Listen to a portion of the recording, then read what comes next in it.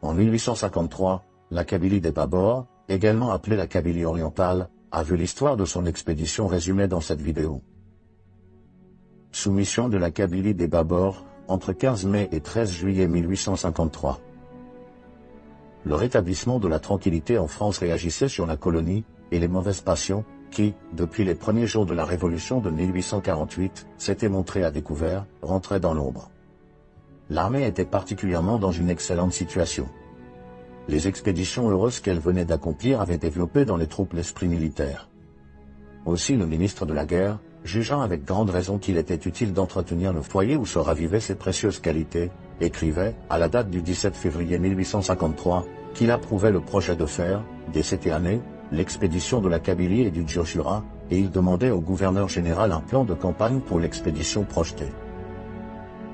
Ce travail ne se fit pas attendre, il avait été préparé à l'avance et n'était d'ailleurs que la reproduction de celui qui avait été conçu par les gouverneurs précédents. Le plan d'opération consistait à marcher contre la Kabylie avec 2 divisions, l'une venant de l'Est, se diriger vers la vallée de l'Oued Sahel, franchissait la chaîne de montagnes qui la sépare de la vallée de Sebaou, et prenait ensuite pour objectif le Sept des Bénijaya. L'autre division, partant de Dra el Nizam, province d'Alger, marchait vers la même position, en se faisant jour à travers le pays des Ouadia, des Beni Wassif. Du Sept, les colonnes réunies devaient rayonner vers toutes les confédérations kabyles, et les combattre jusqu'à parfaite soumission. Lorsque, plus tard, on connut mieux le pays, on put reconnaître que ce plan, incomplet dans ses combinaisons, était en outre dangereux dans son exécution, et que, par conséquent, les résultats en auraient été fort incertains. Néanmoins, le ministre l'approuva, et les préparatifs allaient commencer, quand, le 9 mars, une dépêche apprit au gouverneur général que l'expédition serait dirigée par un maréchal de France. Tous les ménagements étaient pris, dans la lettre du ministre, pour que la susceptibilité du général Randon ne fût pas offensée, le commandement d'une des 2 colonnes lui était réservé. Le général n'eut pas à prendre conseil de sa susceptibilité, mais de sa dignité. En effet, personne ne conteste que le ministre de la Guerre, chef de l'armée, ait le droit de proposer à l'empereur les généraux auxquels des commandements, plus ou moins importants, peuvent être confiés, de leur donner des instructions et de s'assurer qu'elles ont été suivies, mais lorsque ce ministre se proposait, à la veille d'une campagne, de venir se substituer à un autre général, dans un poste aussi élevé que celui de gouverneur de l'Algérie, cette prétention était blessante, et elle portait atteinte à ce que l'on pourrait appeler le droit au commandement. Courrier par courrier, le général Randon écrivit au ministre qu'il ne lui était pas possible d'accepter la position qui lui était faite, et qu'il le priait de vouloir bien faire agréer à l'empereur sa démission. En même temps, le commandant Ribourg, premier aide de camp du gouverneur, était envoyé à Paris, porteur de la lettre suivante, adressée à Sa Majesté. « Sire, si j'avais pu croire, quand votre Majesté m'a confié le gouvernement de l'Algérie, que le commandement des troupes me serait enlevé à la veille d'entreprendre une expédition sérieuse, j'aurais supplié votre Majesté de me permettre de ne pas accepter cette mission. Ce que j'eusse fait alors, je viens de réaliser aujourd'hui que j'apprends, par M. le ministre de la Guerre, que votre Majesté l'a chargé de diriger les opérations militaires qui doivent prochainement s'accomplir dans la Kabylie. Je n'ai pas à discuter les ordres de l'empereur, je n'ai qu'à m'y soumettre, mais, en même temps, il importe que la dignité du commandement et la considération militaire qui s'y rattachent soient sauvegardées. Je crois remplir un double devoir en priant instamment votre Majesté de vouloir bien accepter ma démission de gouverneur général de l'Algérie, que j'ai l'honneur de déposer entre ses mains. Ce devoir pénible, mais rigoureux, accompli, je suis à la disposition du ministre de la Guerre, et je tiendrai à grand honneur qu'il me désignât à votre Majesté pour exercer un commandement dans l'expédition projetée.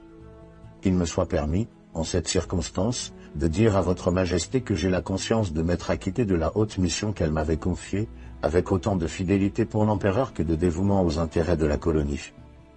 L'empereur voulut bien admettre les observations que lui avait respectueusement présentées le gouverneur général, mais Sa Majesté n'accepta pas sa démission, et elle décida que l'expédition du Djurjura n'aurait pas lieu cette année. On n'aurait point parlé de cet incident, s'il ne montrait cette fatale disposition au changement qui a si malheureusement pesé sur l'administration de l'Algérie et porté un préjudice si notable au développement de la prospérité de notre colonie africaine. Déjà avant la fin de la première année du commandement du général Randon, il avait été question d'un changement bien autrement grave, comme si notre colonie était simplement bonne à faire des expériences administratives ou à donner des satisfactions à des hommes politiques. on se proposait d'investir le prince Napoléon du gouvernement de l'Algérie, en étendant ses pouvoirs de manière à lui faire une situation digne de son nom. Par des considérations dont on ignore la valeur, cette combinaison fut abandonnée, mais elle produisit toujours le fâcheux effet de montrer la situation du nouveau gouverneur général comme précaire, et de rendre plus laborieuse la mission dont il était chargé. On verra d'ailleurs cette idée reparaître en 1858 et mettre fin, en pleine prospérité, au gouvernement du maréchal Rando. Ajournement de l'expédition du Djurjura, préparatif d'une expédition contre les Babors. Cependant toutes les dispositions avaient été prises en vue d'exécuter l'expédition projetée. Pour ne pas laisser dans l'inaction une armée si bien préparée, on résolut de diriger les opérations militaires à l'est de la Grande Kabylie, entre l'Oued el-Kébir et la route nouvellement ouverte de Sétif à Aksangrad-Bougie, c'est-à-dire que l'on continuerait l'œuvre de soumission des tribus que le général de MacMahon avait commencé l'année précédente. L'expédition devait comprendre deux périodes. Pendant la première, les troupes pénétreraient entre les Babors, et auraient à combattre des tribus renommées par leur courage et retranchées dans un pays du plus difficile accès. Pendant la seconde, nous devions ouvrir des communications entre Djidjeli, Sétif et Constantine, et affranchir ainsi la première de ces places du blocus permanent qui paralysait sa vie, en rangeant définitivement sous notre domination la population indigène qui, jusqu'à ce jour, s'y était soustraite. Sétif fut désigné pour être le point de concentration des troupes qui devaient être réparties en deux divisions commandées par les généraux de MacMahon et Bosquet. De là, le corps expéditionnaire n'était qu'à 2 journées de marche des Babors, de sorte que nous pouvions attaquer, avec des troupes fraîches et cependant entraînées, une position difficile qui domine tout le système de ces hautes montagnes. La cavalerie était inutile en pareil pays. Pendant qu'une partie de l'infanterie des 3 provinces se dirigeait sur la plaine de Sétif, le général de Louzi-Pélissac, à la tête d'une brigade de cavaliers, alla s'établir près de Boussada, afin de surveiller et de contenir les tribus du sud. Entre la Goua et Biskra. Bouakaz point dans le même ordre d'idées, le cheikh du Ferjiwa. Bouakaz, dont l'influence est considérable dans le pays, fut chargé d'établir avec ses cavaliers et fantassins un cordon d'observation sur la limite de son commandement, pour empêcher tout contingent venant de l'Est de se joindre aux populations que nous allions combattre. Ce chef, qui a joué en Algérie un rôle important, appartient à l'ancienne famille des Ben Achour qui, déjà sous le gouvernement des Turcs, possédait la dignité de cheikh du Ferjiwa. Il avait lui-même été nommé cheikh quelque temps avant la prise de Constantine, et il sut, lors de l'occupation de cette ville par nos troupes, conserver son commandement, sans même se présenter à l'autorité française. Favorisé par les embarras que nous avions alors dans cette province, il étendit peu à peu son autorité sur les tribus circonvoisines, et parvint à se tailler ainsi une espèce de principauté indépendante, dont le rayon s'étendait bien au-delà des limites où s'était exercé le pouvoir de ses ancêtres. Cependant tout en se faisant une belle part, Bouakaz nous rendait quelques services. Il maintenait dans son pays une police sévère et, afin de ne pas nous fournir l'occasion de regarder de trop près dans ses affaires, il tenait la main à ce qu'il ne se produisit aucune complication de nature à provoquer notre intervention. Pendant le blocus de Sétif par Abedi el-Kader, en 1840, il nous aida à approvisionner cette ville ainsi que Djidjel. Mais toujours il agissait plutôt en allié qu'en âge du gouvernement, car il se considérait moins comme un de nos serviteurs que comme un feudataire à qui la France avait abandonné la souveraineté du Ferjiwa, moyennant un tribut qu'il acquittait, du reste. Très régulièrement. Telle était encore, en 1853, la grande situation de Bouakaz. Il était de notre intérêt de l'amoindrir au plus tôt, mais notre autorité n'avait pas fait alors assez de progrès parmi les populations kabyles pour que nous eussions pu porter à cet état de choses de notables changements. Bouakaz est le vrai type du chef berbère, rusé, arrogant ou souple, suivant les circonstances, très au courant de tout ce qui se passe autour de lui, et réglant avec habileté sa conduite à notre égard d'après les progrès que faisait notre domination. Ainsi, lorsqu'en 1839, le général de Galbois, commandant la province de Constantine, arriva en visitant son commandement à proximité du Ferjiwa, Bouakaz se trouva sur son passage, à la tête de ses cavaliers rangés en ordre de bataille, et veilla non seulement à ce que la plus grande tranquillité régnât dans le pays, mais encore à ce que les troupes formant l'escorte du général fussent abondamment pourvues de vivres. Seulement, il ne se présentait pas à Constantine, parce qu'il savait fort bien que nous n'étions pas en mesure, dans ce temps-là, de l'y contraindre. Jusqu'au dernier moment, toutes les subtilités de son esprit furent mises en œuvre pour éviter que nous entrassions dans son pays, parce qu'il prévoyait bien que du jour où nous y aurions pénétré, nous n'en sortirions plus et que son autorité serait 133 détruite. Était-il donc si loin de la vérité? Pendant l'expédition projetée, jugeant que nos colonnes allaient enceindre le fer de Joie, il fit un pas de plus vers nous, il se chargea de neutraliser toute action des tribus qui étaient sous ses ordres, et il tint parole. Le chef d'escadron de Neveu, très versé dans la connaissance de la langue et des mœurs des Arabes, fut néanmoins envoyé auprès de lui, pour veiller à l'exécution de ses engagements. Ces dispositions prises, le gouverneur général quitta Alger le 9 mai, pour commencer l'assaut des Babors. Description de la Kabylie des Babors. Cette portion de la Kabylie tire son nom de deux montagnes, le Babor et le Tababor, dont les sommets s'élèvent à environ 1900 mètres au-dessus de la mer. Elle est bornée, à l'ouest, par la route de Sétif à Bougie, au nord par la mer, à l'est par l'Oued el-Kébir, et au sud par une crête de montagne dont les deux Babors, le Tameskida, chez les Bénifoural, le Djebel Zarza, non loin de Ftouleh, sont les pics principaux.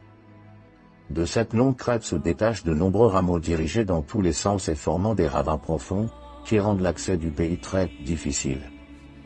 Au fond de ces ravins coulent des cours d'eau sans importance, dont les principaux sont l'Oued Jitoun, l'Oued Agrioun, l'Oued Kisser, l'Oued Mancha, qui se jette dans la mer à l'est de Djidjeli, l'Oued Djindjen, l'Oued Nil et enfin l'Oued Yadjen, qui est un des affluents de gauche de l'Oued el-Kébir. C'est vers l'ouest que se trouvent les Babors et par conséquent les obstacles les plus difficiles pour une armée. Au centre, dans les environs de Djidjeli, le terrain est moins accidenté. On y voit la forêt des Bénifoural, renommée pour ses lièges et ses bois de construction. À l'est, la configuration du sol est plus accusée, sans atteindre, toutefois, le relief des Babors, mais le pays est plus riche, plus peuplé et plus apte, par conséquent, à offrir une sérieuse résistance. Marche des divisions Bosquet et Macmahon. Gouverneur général, arrivé le 10 mai à Bougie, en repartit quelques heures après, par la route de Sétif, sur laquelle plusieurs compagnies étaient échelonnées, pour terminer des travaux commencés pendant la campagne précédente. Cette route offrait le spectacle d'une grande animation. Les Beni Mansour, les Abdel Jallah, les Parbacha, les Gifsé, les Ouled Khalifa, les Nabil, les Ouled Nabé, etc., s'y étaient portés en foule, de leur propre mouvement, et, rangés en ordre comme des troupes régulières, formaient, dans toute l'étendue du parcours, une doublée de fantassins, qui paraissaient fiers du rôle qu'ils remplissaient. L'escorte arabe du général Randon, d'abord des plus simples, allait ainsi grossissant à chaque pas. Des chefs indigènes arrivaient d'heure en heure des points les plus éloignés, pour apporter l'hommage de leur fidélité. À 2 heures de Sétif, le général de Macmahon arriva avec les divers états-majors du corps expéditionnaire, et tous ces brillants cavaliers indigènes qui accompagnaient le chef de la colonie se mirent à exécuter, au milieu de cette nature sauvage, une fantasia improvisée. Jeu guerrier auquel les circonstances semblaient donner un caractère de belliqueuse grandeur. Le coup d'œil était magnifique. À l'exception des bataillons occupés sur la route de Bougie, toutes les troupes qui devaient en faire partie de l'expédition des Babors étaient réunies sous la tente, dans un immense camp formé sur le terrain de manœuvre, au nord de la ville. Les 3 régiments de Zouaves, nouvellement créés, étaient présents, c'était la première fois qu'ils se trouvaient réunis. À l'aspect de ces belles troupes, on ne pouvait douter un instant du succès qui allait couronner leurs efforts.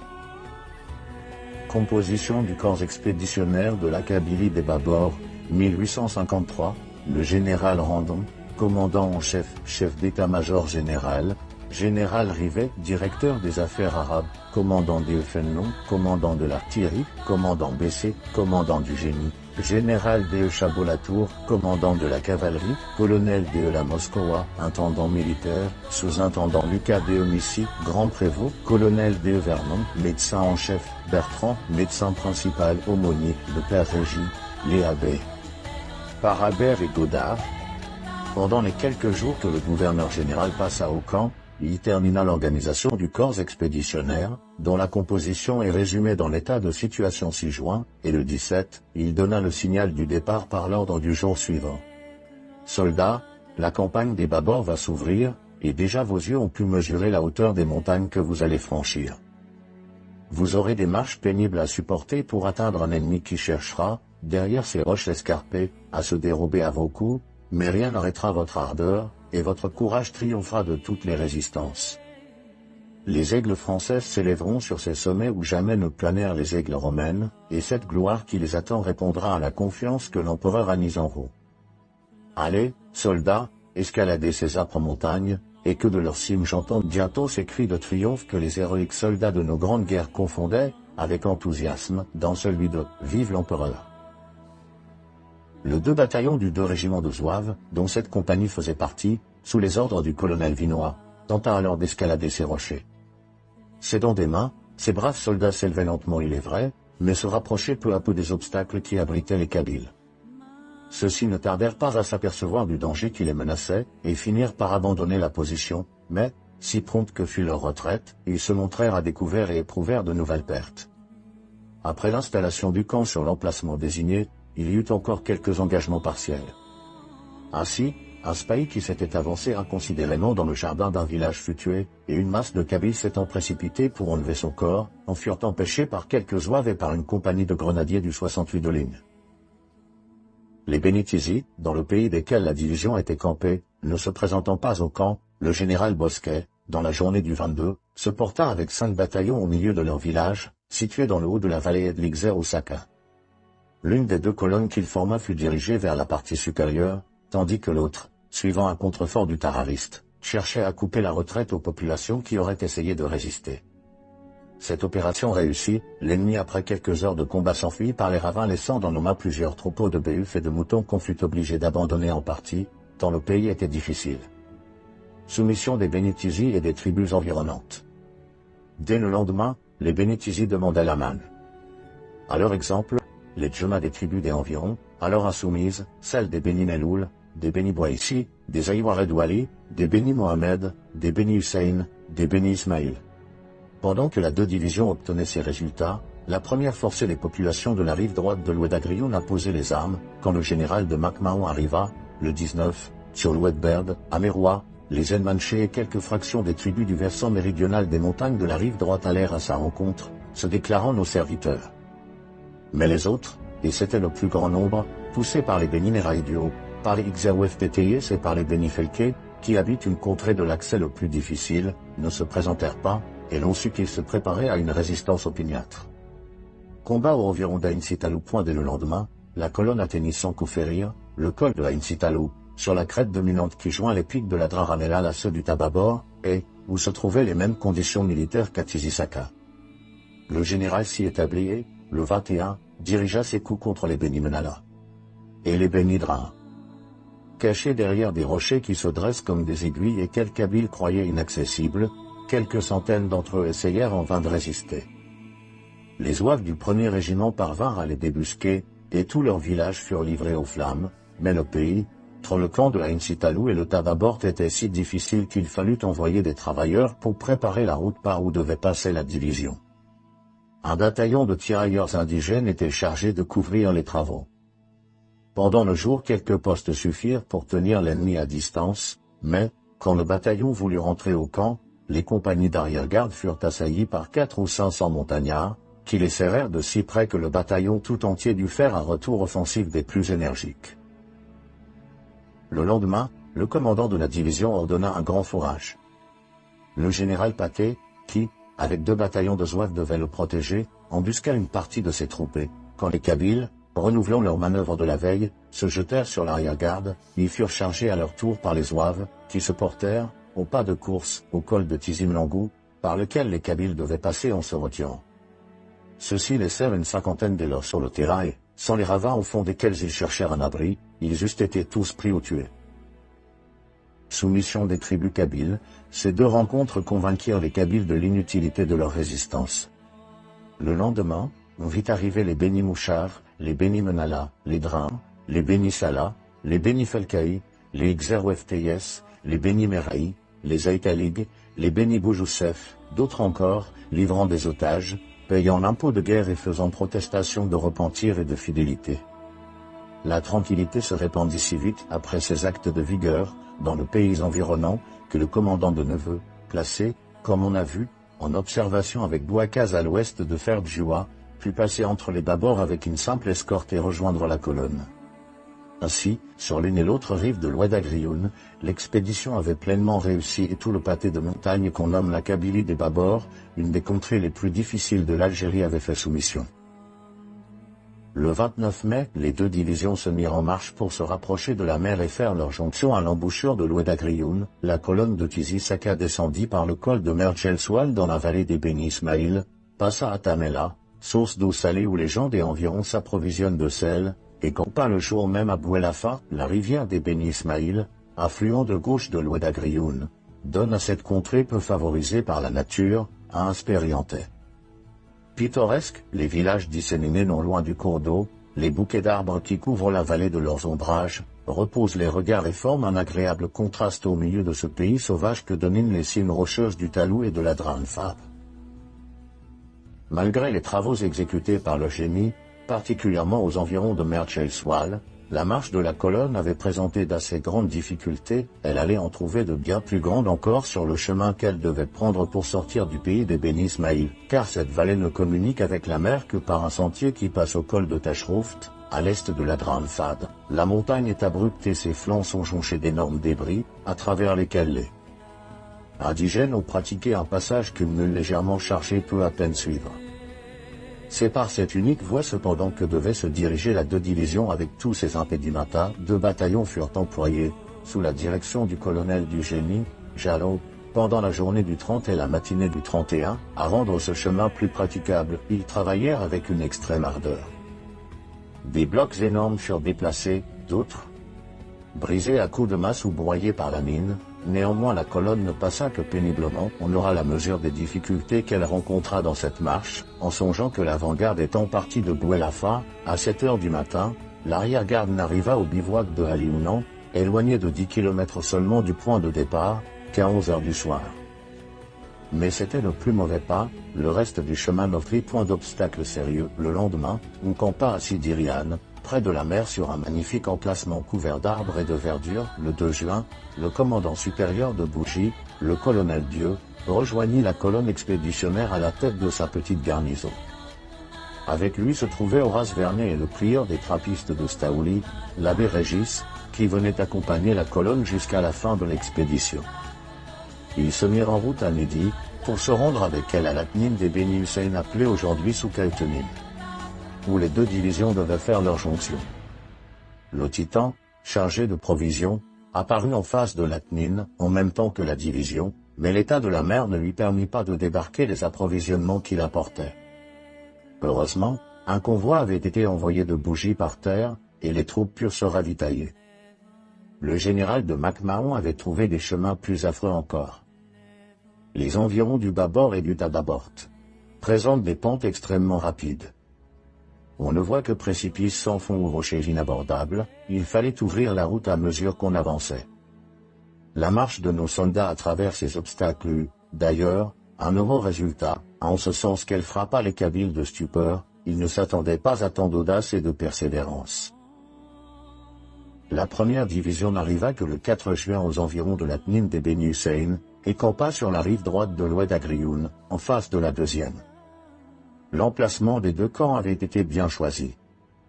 Les tentes se dressaient sur un immense espace parsemé de collines et de cours d'eau, couverts çà et là d'orangers, de myrtes et de lauriers roses. Au nord, la mer laissait apercevoir un horizon infini. Au sud s'élevaient, comme une barrière infranchissable, les gigantesques montagnes où nos aigles venaient de planer. Investiture des chefs kabyles, c'est dans ce camp qu'eut lieu, le 5 juin, la cérémonie de l'investiture des chefs kabyles. De bonne heure, une partie des troupes prit les armes, et se forma en carré autour de la tente du gouverneur. Dans l'intérieur se rangèrent, en demi-cercle, les Kabyles choisis pour être les dépositaires de l'autorité française. Derrière eux étaient les otages et une foule d'autres montagnards, venus au camp pour payer l'impôt ou accompagner leur chef. Le gouverneur général leur adressa l'allocution suivante: « Kabyles du Babord, je vous ai annoncé de sétif que nos troupes allaient entrer dans votre pays, que mon camp serait ouvert à ceux qui viendraient faire leur soumission, mais que nos soldats, s'il le fallait, détruiraient toutes les résistances. Gilles vous ai tenu parole. Maintenant vous voilà en face du drapeau de la France, vous avez promis de servir avec fidélité notre empereur et notre patrie. Je vais vous fournir le moyen de remplir vos promesses, en vous donnant l'investiture. Rappelez-vous que votre premier devoir sera de faire respecter la justice et de protéger les faibles. Éloignez de vous tous les gens de désordre, nos ennemis doivent être les vôtres. Vos anciennes querelles doivent cesser, afin que la paix règne dans nos pays, et que vous puissiez fréquenter avec sécurité les marchés. Voilà ce que je veux pour le bien de tous, voilà ce qu'il faut que vous rapportiez à vos frères, voilà ce qui amènera sur vous les bénédictions de Dieu, et nous montrera que vous méritez vraiment d'être appelés les serviteurs de la France. Après cette allocution, chaque chef, revêtu du burneau rouge, insigne du commandement, prononça le serment de fidélité à la France, non sans laisser percer sur ses traits, ordinairement impassibles, quelques traces de l'émotion qui le dominait. La soumission des Babors était désormais un fait accompli. Cette imposante cérémonie avait lieu un dimanche, le jour de la fête-Dieu. Elle n'aurait pas été complète si, à tous ces éléments de grandeur humaine, la religion n'avait pas joint son impérissable majesté. Un autel, formé de caisses à biscuits, surmonté d'une croix faite avec des branches dépouillées et orné de fanions et de faisceaux d'armes, avait été dressé sur la partie la plus élevée du camp. À 9 heures, 2 compagnies s'y portèrent en armes, avec la musique et les drapeaux de leur régiment. La plupart des soldats étaient rangés derrière elles, ou établis sur les hauteurs d'où l'autel pouvait être aperçu.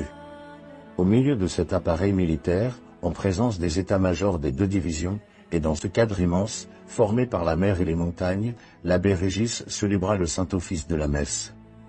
Cette solennité, ainsi que celle qui l'avait précédée, frappa vivement les assistants, et tout faisait espérer que les Kabyles en conserveraient un profond souvenir. Telle fut la première période de la campagne.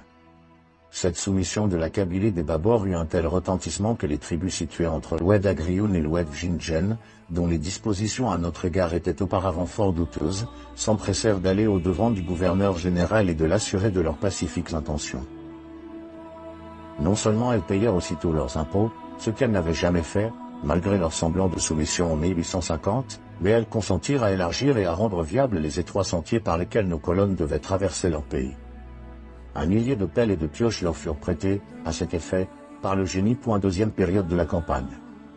La seconde campagne allait s'ouvrir. Nous n'avions devant nous, en fait d'ennemis, que les populations comprises entre l'Oued Jindjen et l'Oued el-Kébir. C'était la seule résistance qui resta à abattre, pour que la tâche imposée à l'armée d'Afrique, pendant le printemps de 1853, fût accomplie.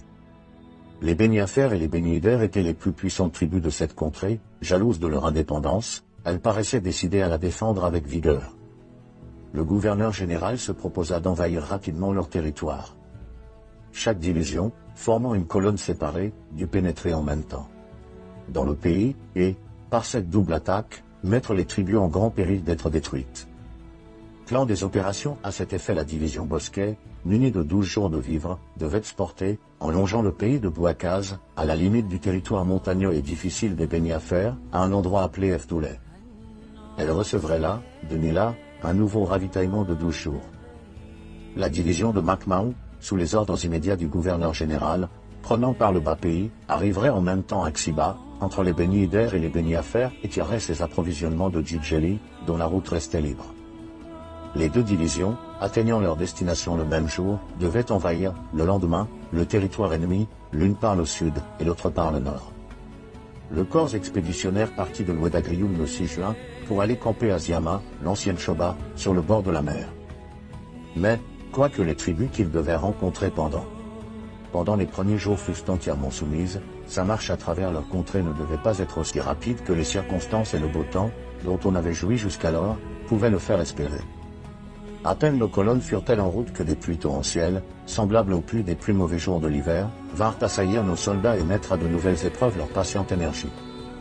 La route, travaillée avec soin pour faciliter le passage d'une portion du convoi expédié la veille, devint bientôt si mauvaise, que plusieurs mulets périrent, entraînés dans les ravins avec leurs chargements. Néanmoins, le corps expéditionnaire arriva à Ziama et s'y installa convenablement, en attendant le retour du beau temps. La pluie dura jusqu'au 8. Le 10, les 2 divisions purent reprendre leur marche. La première, au lieu de suivre la route du bord de la mer, explorée en 1851 par le général de Saint-Arnaud, appuya à droite dans les montagnes et traversa le pays des Beni Foural et des Beni Hamet, afin de laisser dans ces contrées soumises, mais non encore visitées, l'impression morale du passage de nos bataillons. Les dispositions de ces populations parurent bonnes.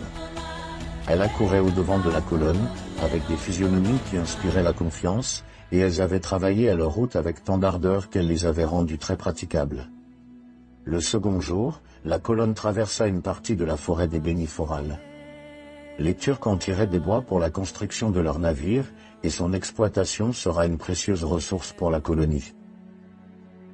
Le 13 juin, la colonne arriva sur Nuettingen, à Nordjasson. Elle y séjourna 3 jours, afin de ne pas entrer sur le territoire ennemi avant la division Bosquet, encore en marche. Cette division avait pris par le haut pays des Béniforgales et suivait le cours supérieur de Nuettingen. Elle trouva des travaux de route nouvellement entrepris par Bouakaz qui, lui aussi, avait voulu montrer son zèle à exécuter les instructions qu'il avait reçues. Elle arriva à Fdoulet le 17 juin. La veille, le gouverneur général avait établi son camp sur l'Ouetnis supérieur, à Xiba. C'est là que devaient commencer les opérations. Soumission des Kabyles, les Benazédines. Les Kabyles, jugeant nos manœuvres avec l'intelligence qui les caractérise, avaient déjà compris le péril de leur situation.